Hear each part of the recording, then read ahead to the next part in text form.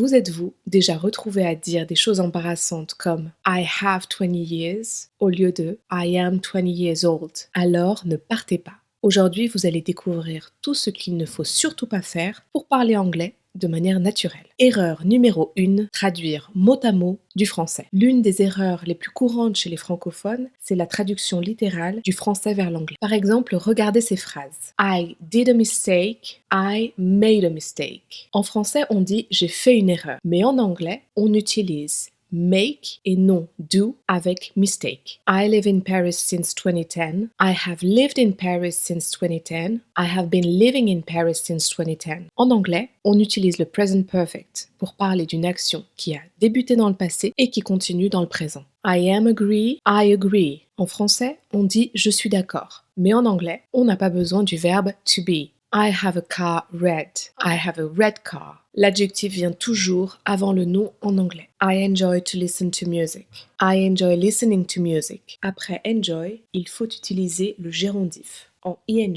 Erreur numéro 2, les faux amis. Les faux amis peuvent complètement changer le sens d'une phrase. Exemple fréquent, actually ne veut pas dire actuellement, mais en réalité. Pour dire actuellement, il faut utiliser currently. Ces traductions mot à mot ne sont pas seulement bizarres. Elles peuvent vraiment créer des malentendus. Vous avez déjà vécu ça? Moi aussi. Donc, si cette vidéo vous a plu jusqu'à maintenant, n'oubliez pas de liker, de vous abonner à la chaîne et d'activer vos notifications. Erreur numéro 3, la prononciation. La prononciation est un vrai défi pour les francophones. Le son TH. Beaucoup de francophones prononcent think comme think et that comme that. Placez la langue entre les dents et soufflez légèrement. Think, that.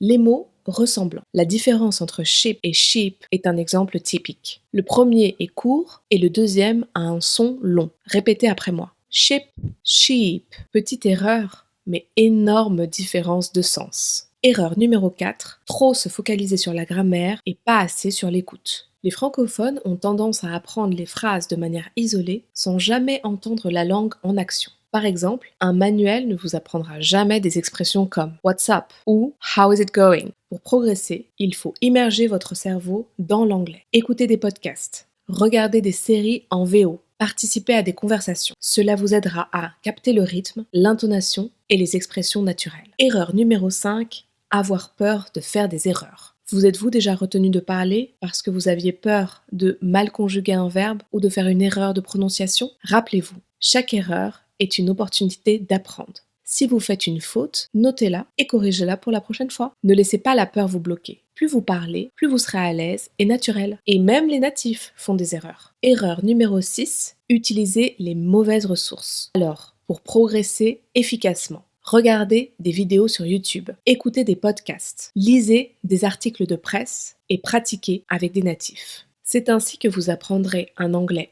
authentique, sans tomber dans le piège de la traduction mot à mot. Avant de vous dire au revoir, voyons ensemble le résumé des erreurs à éviter. Traduire mot à mot. Négliger la prononciation. Se focaliser uniquement sur la grammaire. Avoir peur de parler. Utiliser des ressources inadaptées. Si cette vidéo vous a été utile, laissez un like, abonnez-vous et activez la cloche pour continuer à recevoir des conseils pratiques. Et je vous recommande de regarder dès maintenant notre vidéo sur les 5 erreurs de prononciation les plus communes que font tous les francophones. À bientôt!